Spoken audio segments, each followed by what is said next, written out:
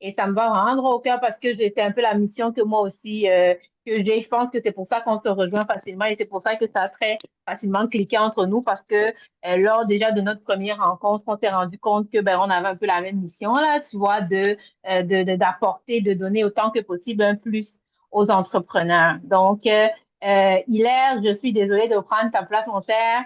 Je sais que tu me pardonnes. Je suis vraiment désolée. Donc, c'est ça. Le président m'a contacté il y a juste quelques jours pour me dire est-ce que ça me dérangerait de partager quelques petits trucs relativement au droit. Mon nom est Véronique Armel Kouemo, je suis avocate. Je suis avocate et je suis fiscaliste également. Avocate en droit des affaires, donc les entrepreneurs et ce qui va avec là, c'est ce que je fais au quotidien.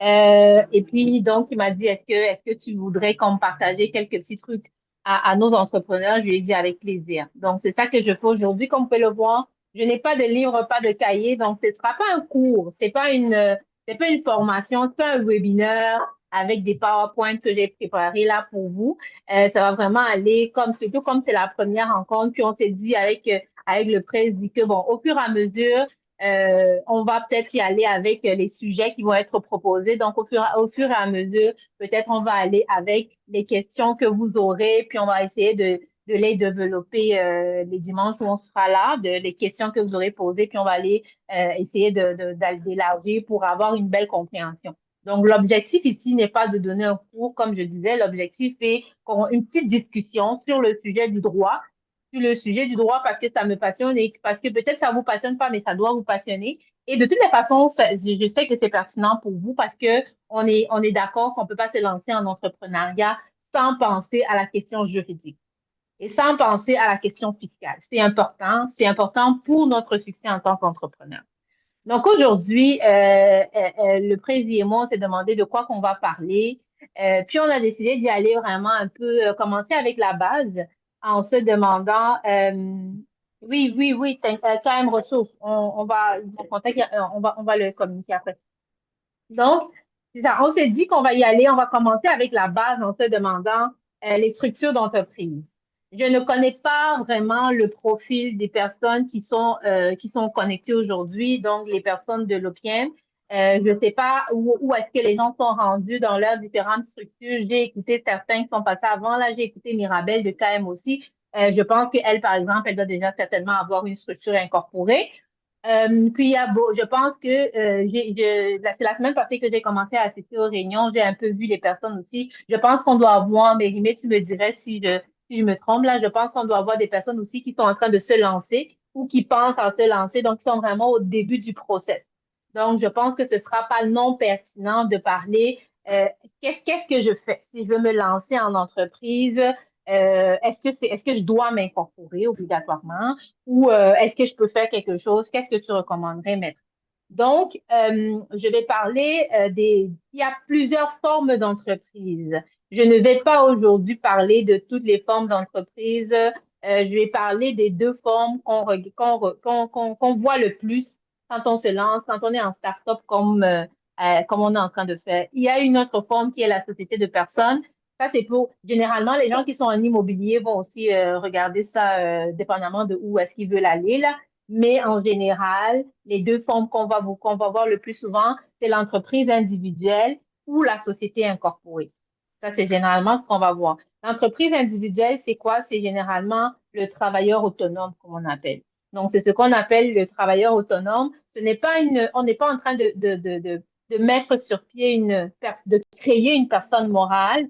On est en train de s'immatriculer, si on veut, et de dire que moi, je vais commencer maintenant à avoir une entreprise. Moi, personnellement, je vais avoir une entreprise.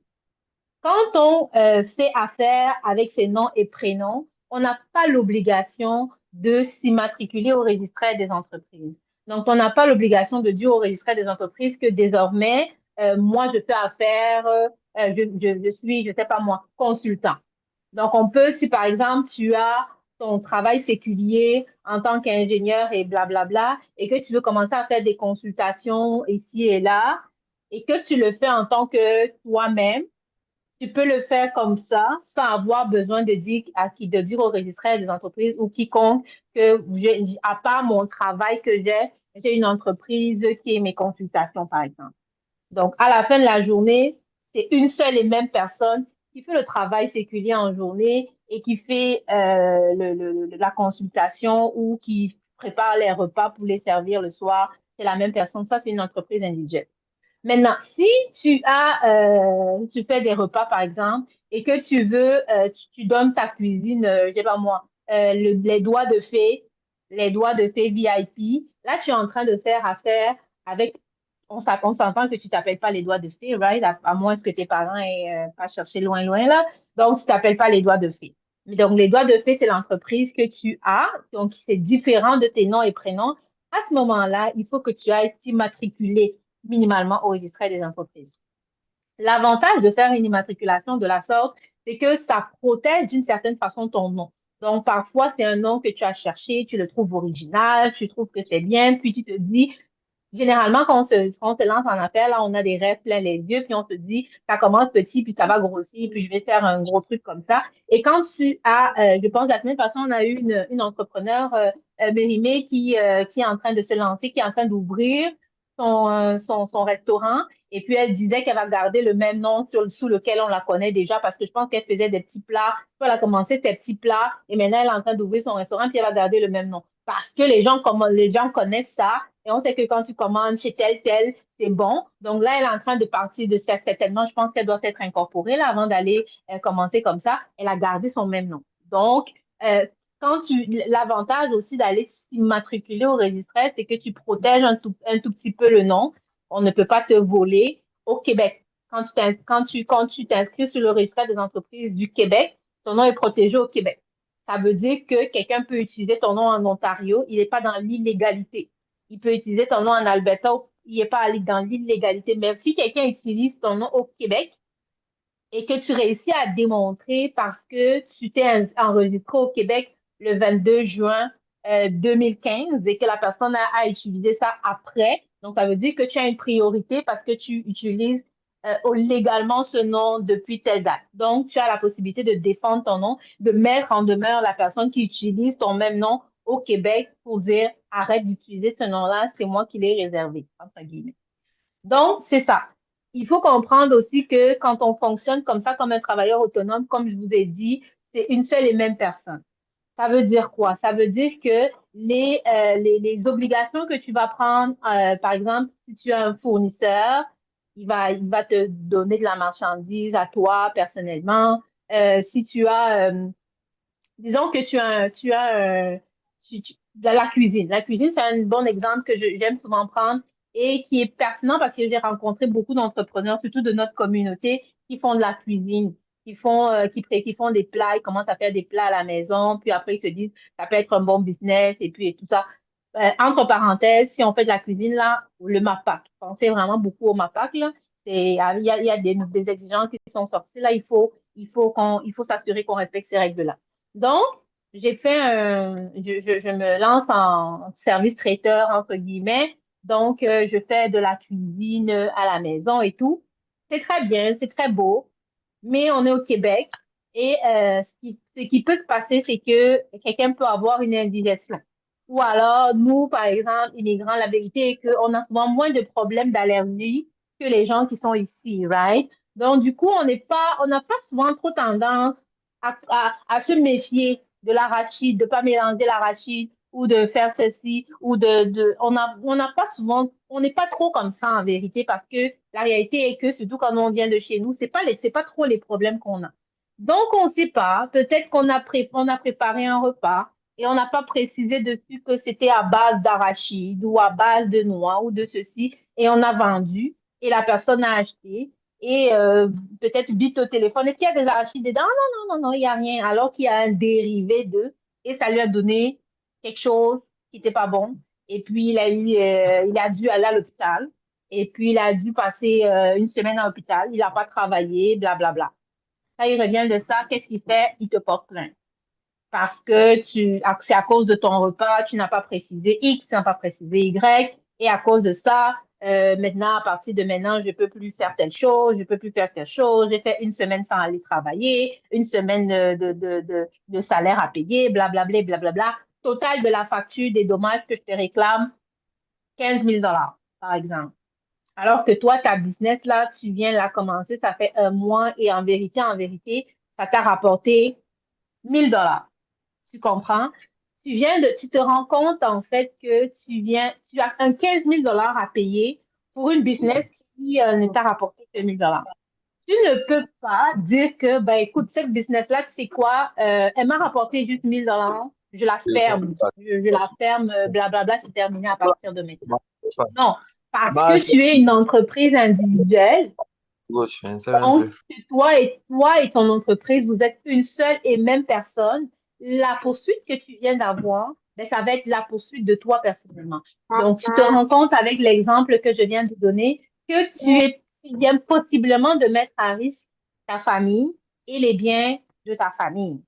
Parce que là, tu as une poursuite de 15 000 $ alors que tu essayais de te battre un peu pour faire, je veux dire, pour donner un autre revenu à ta famille. Mais tu n'as pas pensé ou tu as voulu essayer, tu ne savais pas que ça devait arriver parce qu'on ne sait jamais que ça va arriver, right? On ne le souhaite pas, mais ça arrive. Et là, tu vois que tu viens de mettre à risque 15 000 $ et on ferme pas. On ferme pas l'entreprise individuelle comme ça pour dire, je vais juste fermer, l'entreprise te doit 15 000. Non. Si tu as un bien, si vous avez acheté une maison, si vous avez mis de l'argent de côté, tu viens de te rendre compte que tu vas payer ces 15 000 $ avec tes économies personnelles que tu avais mis de côté. Donc, la question que Mérimée m'a posée tout à l'heure, un des thèmes qu'il voulait qu'on aborde, c'était les dangers. Et je pense que c'est le titre qu'il avait mis avant que je lui dise que non, je pense qu'on va aller sur les dangers après. Les dangers de ne pas choisir la bonne forme juridique. Si vous m'entendez bien, vous comprenez, là, on vient dans l'exemple que je vous ai donné, là, de voir un peu le danger que cette personne-là, qui est dans mon exemple, qu'elle encourt de n'avoir pas choisi la bonne forme juridique. Pourquoi? Parce que quand les gens me rencontrent et puis qu'ils me demandent, ben, qu'est-ce que tu conseilles? Est-ce que moi, je veux bien commencer par une entreprise individuelle et après virer vers une société incorporée, puis je veux d'abord tenter pour voir si ça marche, si ça marche pas. Ça dépend. Si tu fais quelque chose qui est minimalement risqué, moi, je vais te conseiller, vas-y dans une société incorporée parce que tu minimises ton risque. Oui, s'incorporer directement, ça peut être cher parce que tu ne sais pas si ça va marcher. Puis c'est des dépenses parce que oui, on doit incorporer, on doit à la fin d'année faire des déclarations de revenus, oui. Mais au moins, tu sais, tu minimises ton risque. Et parce que dans l'exemple que je vous ai donné, si la personne avait plutôt pris une société incorporée et qu'elle a une poursuite comme ça, elle peut dire, écoute, j'ai pas d'argent, la société n'a pas d'argent pour payer, on ferme. Simplement. Les biens qu'elle a, sa maison, ses affaires et tout ce qu'elle a avec son mari, n'auraient pas été touchés de rien. Vu qu'il y a une poursuite de 15 000 contre la société, dans l'exemple que j'ai donné, et que les revenus qui sont dans la société, c'est 1 000 $, ça veut dire qu'en fait, la poursuite, écoute, on peut juste te donner 1 000 $. Tu peux bien poursuivre la société comme tu veux, il n'y a pas d'argent là-dedans. Tu comprends? Donc, dépendamment de l'entreprise que vous avez, dépendamment de à quel point que c'est risqué ce que vous avez à faire, on va se poser la question, est-ce qu'on incorpore ou pas? Parce que l'une des différences entre l'entreprise individuelle que je suis en train de vous, dont je suis en train de vous parler et la société incorporée, la grosse différence, c'est au niveau de la responsabilité. Parce que quand on incorpore une société, on est en train de constituer une personne distincte de soi. Donc, en incorporant ma société, je fais une personne morale, et moi, je suis une personne physique distincte. Ce que les créanciers de ma société ne sont pas mes créanciers, à moins que, bien évidemment, on est allé, j'ai dit que j'allais être caution, mais de manière générale, les créanciers de la société ne sont pas mes créanciers. Par conséquent, les créanciers de la société ne peuvent pas se tourner vers mes biens et les biens de ma famille pour se payer. Donc, comme ça, je limite mon risque. Comme ça, je dis, moi, je veux bien tenter cette aventure-là, mais je ne sais pas si elle va être une bonne aventure ou pas. J'ai 5 000 $ à mettre dans cette entreprise-là. J'ai 10 000 $ à mettre dans cette entreprise-là. J'incorpore, je prends mes 5 000, je prends mes 10 000, je mets dans cette entreprise-là. Le reste de ma vie, de mes biens, ne sont pas concernés. Je roule avec les 10 000, je tente d'aller à gauche, à droite, de monter, descendre. Puis à un moment, si je trouve que ça marche pas et que je veux plus rajouter, je rajoute plus, je ferme, je fais ce que je veux. C'est juste ces 10 000. Vous comprenez? Donc, c'est une des grosses différences entre l'entreprise individuelle puis la société incorporée. Pour parler un tout petit peu de fiscalité. Euh, c'est ma fille qui me fait rire. Je dis pour parler de fiscalité, elle dit wesh. C'est intéressant la fiscalité. Donc, pour parler un tout petit peu de fiscalité, l'entreprise individuelle. Comme je vous l'ai dit, c'est que moi et mon entreprise, nous sommes une seule et même personne. Par conséquent, si l'entreprise que je fais sur le côté, me ramène un certain revenu, disons par exemple que moi, je suis éducatrice dans ma vie de tous les jours, travail séculier, puis j'ai un salaire de, je ne sais pas combien d'éducatrices gagnent, là, disons que j'ai un salaire de 75 000 à l'année, puis je fais quelque chose sur le côté. Au début, on s'entend parfois, là, quand on commence une entreprise, c'est pas toujours rentable dès les premières. C'est pas toujours rentable. Je vais pas parler des OBNL aujourd'hui, parce que j'ai juste quelques minutes. C'est vraiment pas un cours, comme je disais, c'est pas un webinaire, c'est juste comme pour éveiller un peu l'esprit des OPMistes, right? Et bien, on va essayer les dimanches où je serai là de vous donner la piqûre et le goût du droit. C'est ça que je veux. Je veux qu'on aime ça, qu'on pense à ça. Je veux rester vraiment très léger. À chaque fois qu'on sera là, on va essayer de parler. Peut-être une autre fois, on va parler des OBNL.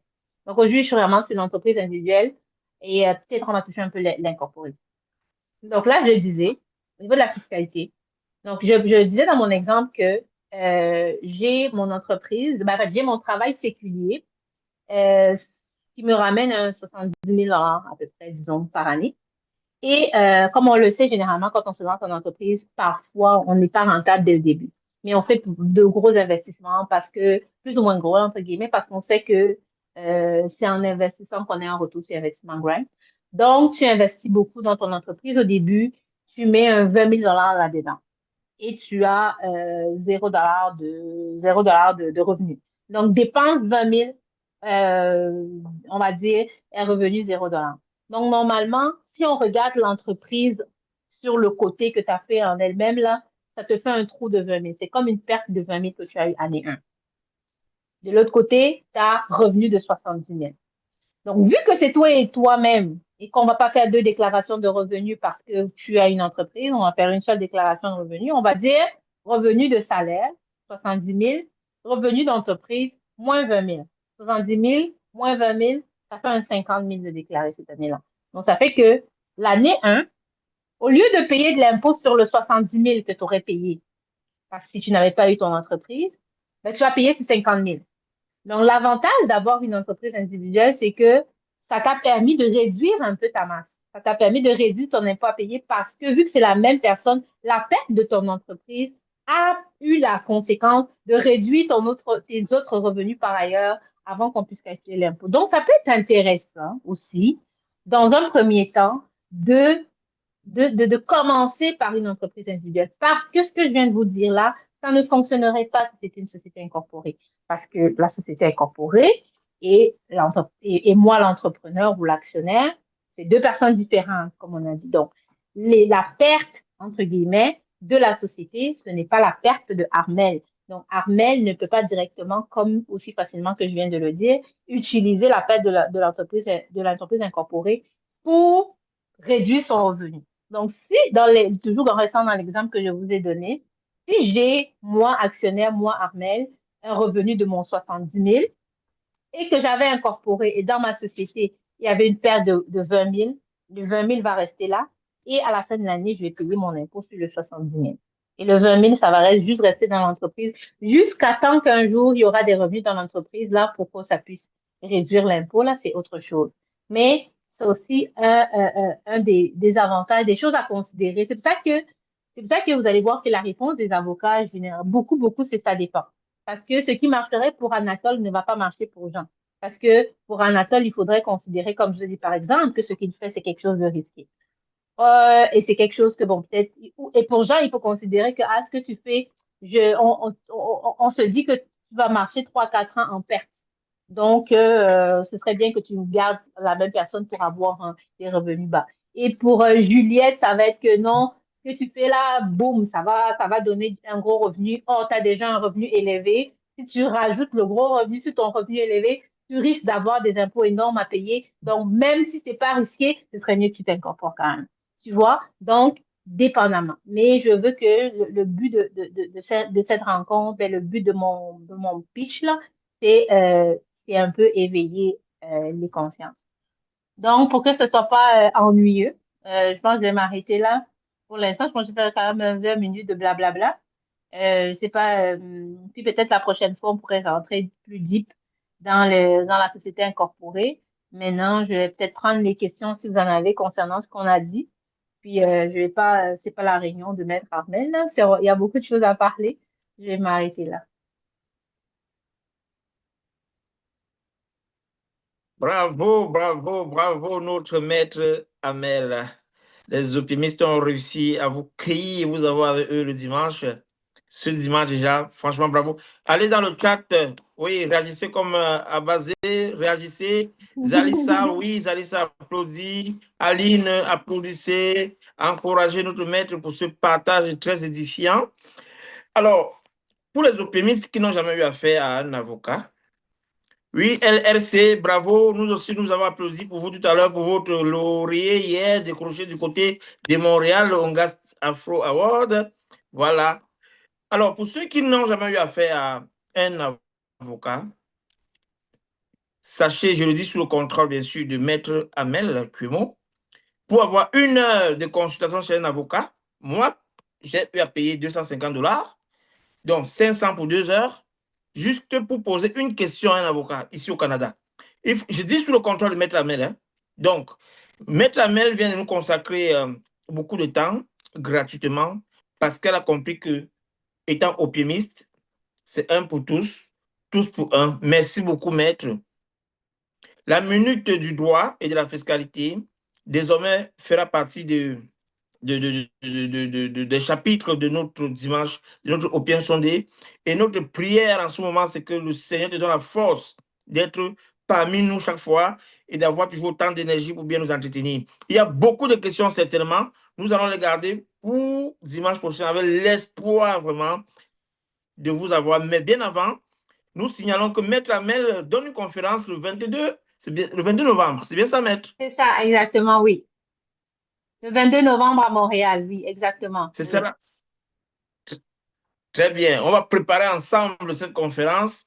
Hein, voilà, on va préparer ensemble cette conférence. Et d'ailleurs, le sujet de coaching de ce jour était justement porté sur l'importance des conférences thématiques. Hein. Voilà, nous avons abondamment évoqué ce sujet avec les optimistes. Et désormais, quand on parlera de conférences, ils sauront vraiment ce qu'il faut faire quand on est un entrepreneur qui se veut exemplaire. Donc, est-ce qu'un visiteur peut lancer une entreprise? Est-ce qu'un travailleur temporaire peut lancer une entreprise? Est-ce que je peux changer le statut de mon entreprise une fois que je l'ai déjà enregistré? Comment est-ce que je peux couvrir, je peux avoir une couverture fédérale au niveau du fédéral sur le nom de mon entreprise? Parce que si je suis la cuisine d'Alida à Québec et qu'à Toronto, il y a la cuisine d'Alida, mais attends, il y a problème. Donc, toutes ces questions, je sais que vous voulez poser. Maître Amel, Inch'Allah, sera avec nous dimanche prochain et d'autres dimanches encore. Merci beaucoup pour votre brillante participation, Maître. Nous vous souhaitons un bon début de semaine. Et juste en arrière de vous, nous Merci. allons prendre M. Hilaire. Monsieur Hilaire, je vous en prie. Merci Monsieur beaucoup. Hilaire, Bonne dans la journée. qui est dans. Ouais. Je suis avec vous. Bonne journée, Maître. Merci, merci, merci, merci. Alors, Monsieur Hilaire, vous êtes là? Je suis avec vous, docteur. Oh, mon Dieu, qu'est-ce que nous sommes Là. chanceux aujourd'hui. Qu'est-ce que nous sommes chanceux d'avoir tous ces invités prestigieux qui se succèdent les uns après les autres. Je rappelle que monsieur Hélène Douala est architecte logiciel. Il est un expert cybersécurité. Il est CEO de Réponse, Optimisation de réputation et bien sûr, membre de l'OPM. On accueille notre troisième invité. Bonsoir. Bonsoir, docteur. Écoute, je t'ai écouté. Après, j'ai écouté les deux personnes qui sont passées avant moi. J'étais tellement focusé que moi, déjà, en entrant ici, en entrant à mon tour, je suis déjà tellement chargé.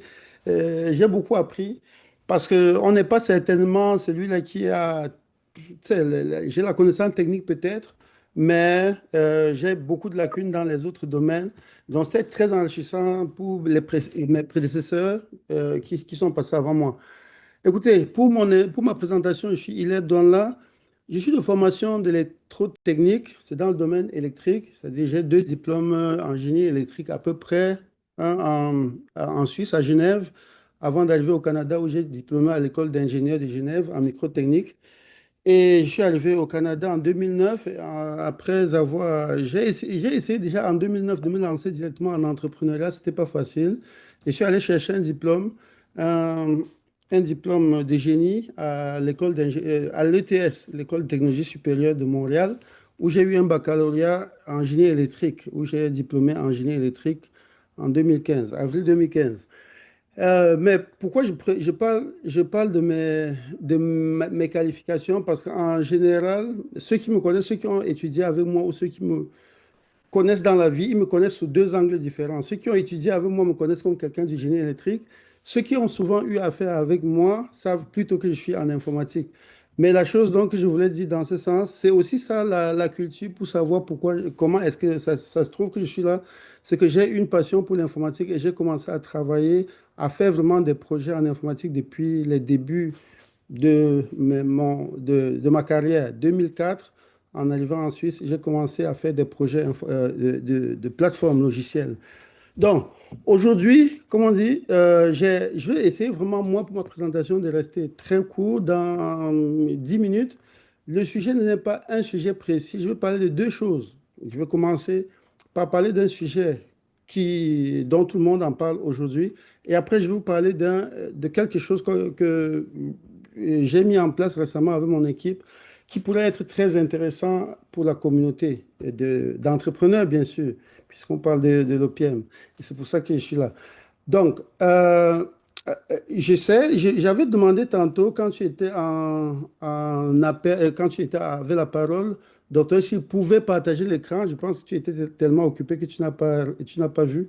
Mais je repose la question, est-ce que je peux partager l'écran? Je n'ai pas vraiment une présentation, mais je suis quelqu'un de visuel, donc je préfère parler aux gens en montrant des affaires. Est-ce que c'est... Il est là? Parce que quand je clique, je ne peux pas partager Je l'écran. suis là. Oui, allons-y. Et Allons-y. quand je clique, je ne peux pas partager. Est-ce que tu peux me permettre de partager l'écran?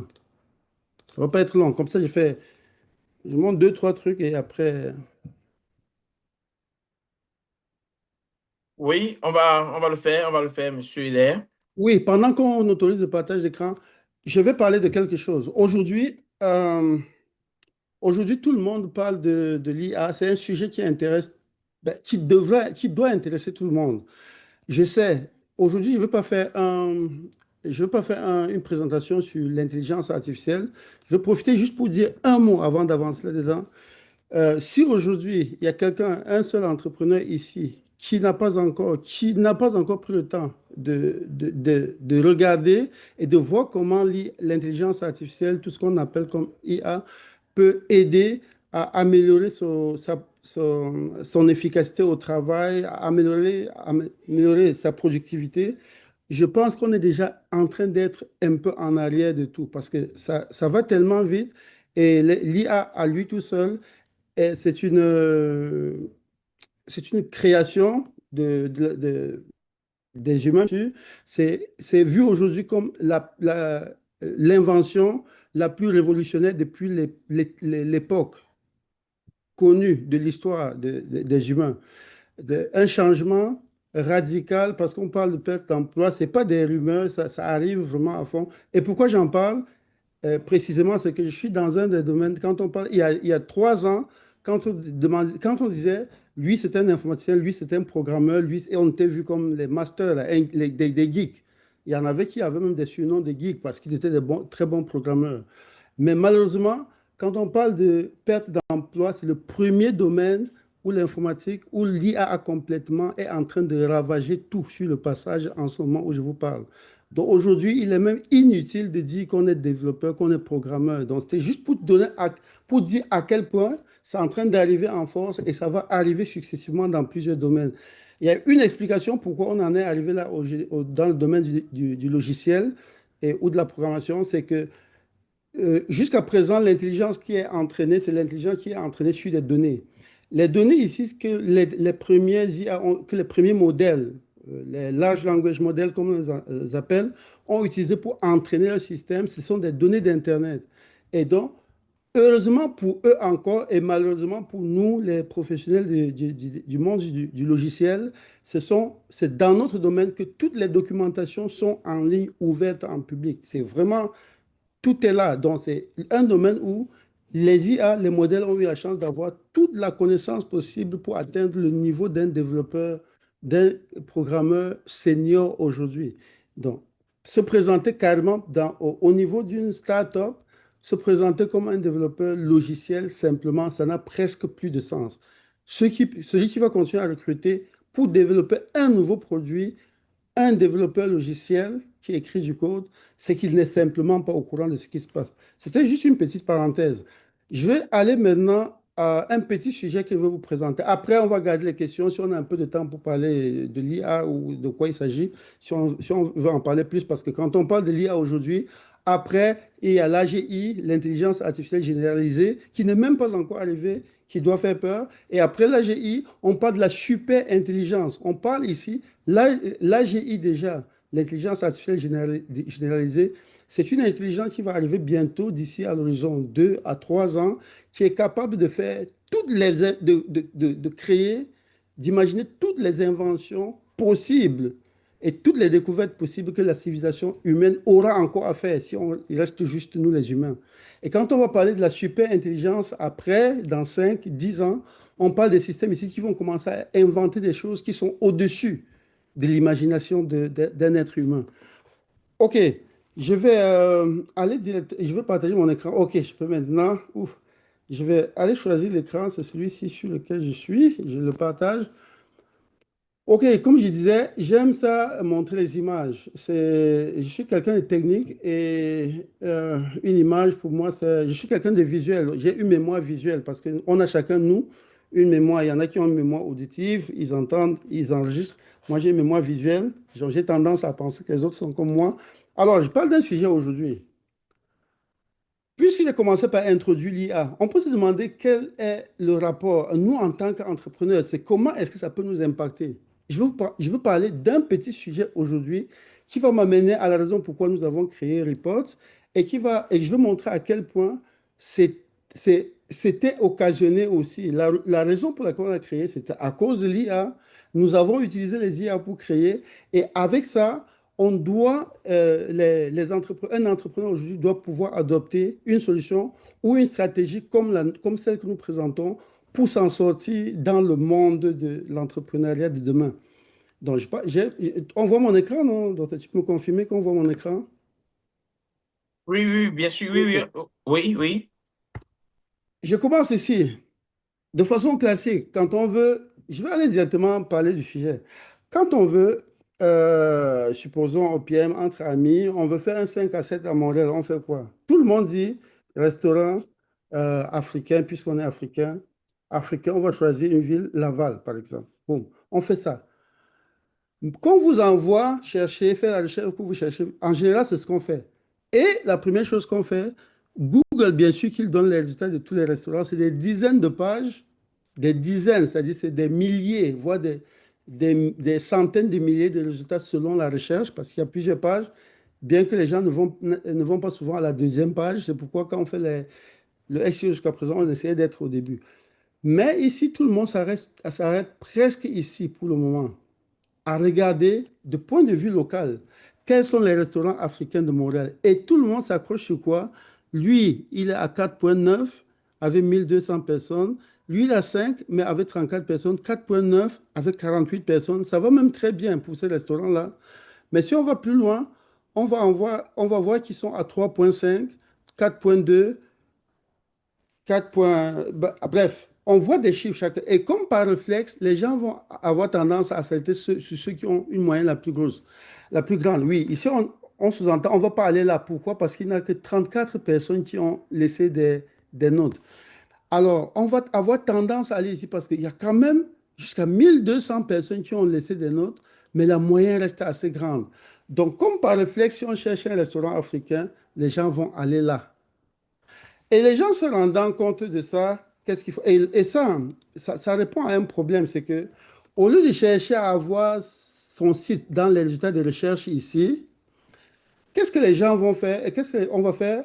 On va essayer plutôt d'avoir des meilleures revues parce que les gens ne vont plus dans les résultats ici. Et même encore plus, si tu cherchais juste un restaurant cuisine africaine, vous allez voir quelque chose. Si tu cherchais plutôt cuisine africaine, là c'est encore pire. Bon, ici même encore, Google continue à donner des résultats, mais je ne vais pas m'attarder à chercher absolument à voir ce que Google appelle les Google Overviews. Les Google Overviews, là, ils commencent par te donner